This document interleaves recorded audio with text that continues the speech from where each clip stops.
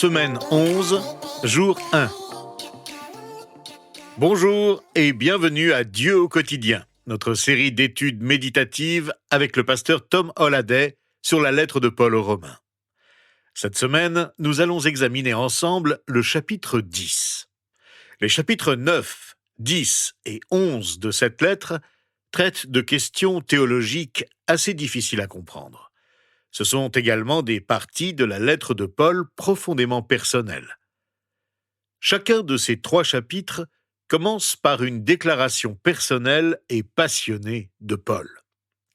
Au chapitre 10, verset 1, Paul dit « Frères et sœurs, le vœu de mon cœur et ma prière à Dieu pour les Israélites, c'est qu'ils soient sauvés. » Concentrons-nous aujourd'hui sur ce verset alors que nous commençons notre étude de ce chapitre.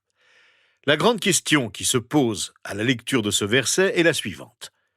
Comment le vœu du cœur de Paul, cette passion qu'il éprouve pour ses compatriotes, comment ce vœu peut-il devenir mon désir ardent, ma passion? Comment puis-je avoir une véritable passion pour que ceux qui m'entourent et qui ne connaissent pas Jésus soient sauvés, soient secourus par son amour? Mais avant de tenter de répondre à cette question, comment faire de ce vœu une passion qui mène à l'action? Passons une nouvelle fois en revue ce dont nous avons parlé hier à propos de l'élection. Car ce que nous avons dit soulève une autre question. Pourquoi avoir à la fois un zèle ardent et croire en l'élection? En quoi mon intervention passionnée peut-elle être utile? Et a-t-elle une raison d'être si l'élection dépend entièrement de Dieu qui sait à l'avance qui va lui appartenir? Eh bien, rappelons-nous ce que nous avons dit la semaine dernière à ce propos quand nous avons parlé du fait que la Bible enseigne à la fois la prédestination et le libre arbitre, à la fois l'élection de Dieu et notre libre choix. Nous avons souligné que si nous penchons trop vers le fait que Dieu a le contrôle, nous risquons de tomber dans le fatalisme, peu importe ce que nous faisons. Mais si nous penchons trop vers le libre arbitre de l'homme, nous risquons de tomber dans l'humanisme. Nous devons adopter une attitude équilibrée. Vous vous souvenez aussi que la semaine dernière, nous avons parlé de l'image des 2 cordes qui traversent le plafond et n'en font qu'une, mais que nous ne pouvons pas la voir à cause du plafond qui nous en empêche.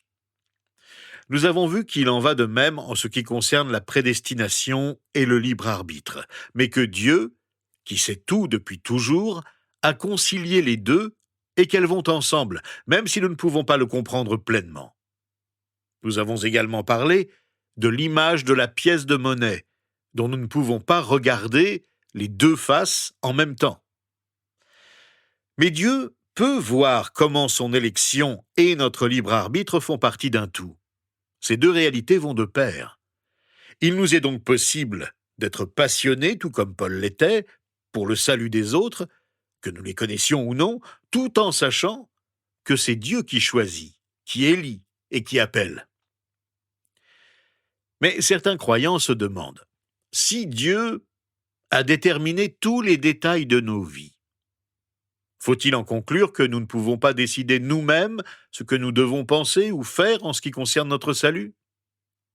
À l'inverse, si Dieu nous donne le choix de décider de le suivre, devons-nous en déduire que nous avons le contrôle sur ce que nous pensons et décidons?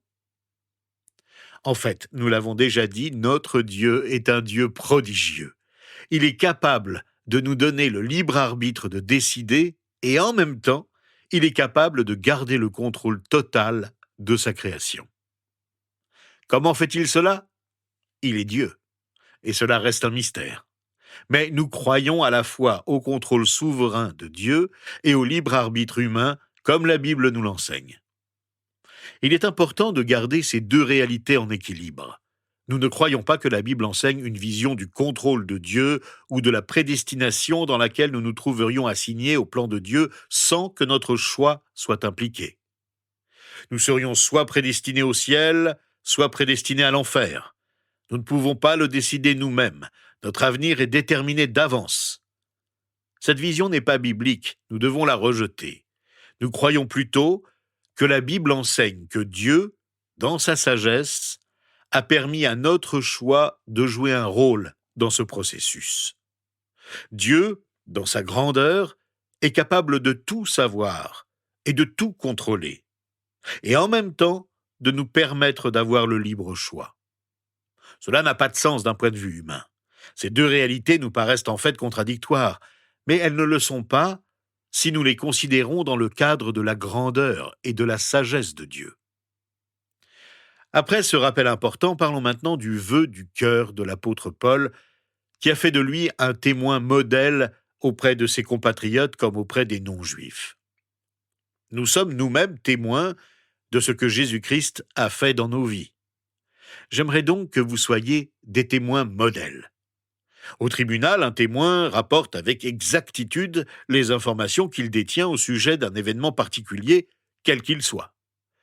Le témoin n'essaie pas de jouer au juge, au procureur ou à l'avocat, il témoigne. Le témoin rassemble toutes les informations qu'il détient et n'oublie aucun détail. Plus son témoignage sera précis et complet, plus il sera utile. Eh bien, il en est de même pour les témoins de Jésus-Christ. Mais ils font plus que transmettre ce qu'ils savent de Dieu. Ils comprennent dans le détail les informations qu'ils détiennent des Écritures et de leur expérience. Ils le font parce que Dieu veut qu'ils témoignent et que leur témoignage soit aussi vrai que possible, aussi informé que possible. Le témoin modèle ne se contente pas de savoir pour transmettre ce qu'il sait. Il le fait parce qu'il veut vraiment le faire. Sa passion pour la cause des autres qui ne connaissent pas la vérité le conduit à désirer de tout son cœur de témoigner en parlant aussi bien qu'il le peut de la bonne nouvelle de Jésus-Christ. Paul parle avec passion au verset 1 de notre chapitre. « Frères et sœurs, le vœu de mon cœur et ma prière à Dieu pour les Israélites, c'est qu'ils soient sauvés. » De simples paroles, mais qui en disent long sur l'ardent désir de Paul, qui mentionne 4 choses dans une courte phrase.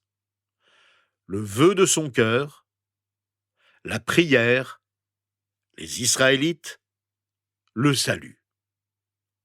À propos du vœu de son cœur, Paul est très attristé par l'attitude de ses compatriotes. Il ne se réjouit pas de constater qu'il se soit heurté à la pierre qui fait obstacle. En fait, il en souffre et voudrait tant qu'il en soit autrement, d'où son cri du cœur, son ardent désir. La passion qu'il exprime à l'égard des Israélites le conduit à l'action. Nous savons que le mot « passion » a plusieurs sens. Être passionné, c'est être motivé. Et Paul est vraiment motivé. Mais la passion, c'est aussi la souffrance. La souffrance de Christ sur la croix est l'expression de la plus grande des passions. La passion est une affaire de cœur. Bien sûr, on peut être passionné par beaucoup de choses, bonnes ou mauvaises. Nous ne nous laissons pas guider par la passion, mais par ce qui la motive. Et dans le cas de Jésus, comme de Paul, c'est l'amour. Le vœu du cœur de Paul vient de son amour pour ses compatriotes qui ne sont pas libérés de la loi. Il a grandi avec eux. Lui-même était comme eux avant sa conversion. Parce qu'il les aimait profondément, il désirait ardemment voir leur vie changer. Tout commence par l'amour. À propos de la prière à Dieu, le vœu du cœur et la prière sont intimement liés. L'un va avec l'autre, l'un ne va pas sans l'autre. Les deux vont de pair. On reconnaît le désir ardent, le vœu sincère du cœur lorsque nous sommes poussés à prier pour ceux que nous aimons, pour ceux que nous connaissons, comme pour ceux dont nous ignorons tout. Nous exprimons les vœux profonds de nos cœurs dans la prière. Le vœu n'est-il pas déjà une prière ? Nous ne prions pas parce que nous devons prier. Nous ne prions pas constamment parce que nous devons prier sans cesse. Nous prions parce que quelque chose, au fond de nous préoccupe tellement que nous ne pouvons pas le garder pour nous-mêmes. Nous éprouvons instinctivement le besoin d'en parler d'abord à Dieu. À propos des Israélites, le sort final des compatriotes israélites de Paul est en jeu. S'ils ne placent pas leur confiance, leur foi en Christ, ils seront séparés de Dieu pour l'éternité. Rien que le fait d'y penser est une torture pour Paul. Il a même dit qu'il serait prêt à échanger son salut pour le leur si c'était possible. Comment supporter l'idée de savoir ses proches, ceux qui ont été ses amis, les membres de sa famille, les gens de son peuple, perdus à jamais? Parce que nous sommes conscients de la gravité des conséquences du refus de placer sa confiance en Jésus-Christ, nous ne pouvons nous-mêmes qu'adopter l'attitude de Paul à l'égard des Juifs. Quel est donc en ce moment le vœu de notre cœur? Le monde entier est en péril s'il rejette Jésus-Christ comme son libérateur, et pas seulement les Juifs. À propos du salut, Paul révèle enfin sa passion pour le salut quand il dit « Mon vœu si cher à mon cœur est qu'il soit sauvé ». Paul exprime le vœu de son cœur dans la prière parce qu'il sait que seul Jésus-Christ peut transformer nos vies, peut nous sauver. Il suffit de lui faire confiance pour que tout change. Mais comment communiquer ce message à ceux qui le refusent délibérément? Paul a parlé à ses compatriotes pendant des années au cours de ses nombreux voyages. Il se rendait dans leur synagogue, chez eux. À un moment donné, face au refus de l'écouter et de se convertir à la foi en Christ, Paul ne s'est plus adressé à eux et a poursuivi son ministère d'apôtre auprès des non-juifs. Il n'a jamais forcé les portes. Il ne les a jamais accusés. Il s'est retiré sans cesser de les aimer et de prier pour eux. Paul était un témoin fidèle, un témoin modèle. Jésus non plus n'a jamais forcé ceux qui l'écoutaient à le suivre. Quand il leur disait combien le suivre était exigeant, quand son enseignement leur paraissait impossible à accepter, il les a laissés partir sans leur faire de reproches. Il en va de même pour tous les croyants aujourd'hui. Le vœu de notre cœur pour le salut de ceux qui nous entourent naît de l'amour que nous avons pour eux et s'entretient par la prière fidèle. Laissons Dieu, qui entend nos prières et connaît notre amour pour les autres, laissons Dieu faire le reste. Alors commençons par là. En fait, commençons maintenant. Parlons à Dieu dès maintenant dans la prière. Je voudrais vous encourager à parler à Dieu au nom de quelqu'un d'autre, de quelqu'un que vous connaissez qui n'a pas encore de relation avec Jésus-Christ. Dites simplement « Seigneur Jésus, tu le connais. Tu connais son cœur. Tu vois qu'il n'a pas encore entamé de relation avec toi. Je prie pour qu'il le fasse. Il peut s'agir de quelqu'un de votre bureau, il peut s'agir de quelqu'un de votre famille, il peut s'agir d'un voisin. Il peut s'agir simplement d'une connaissance.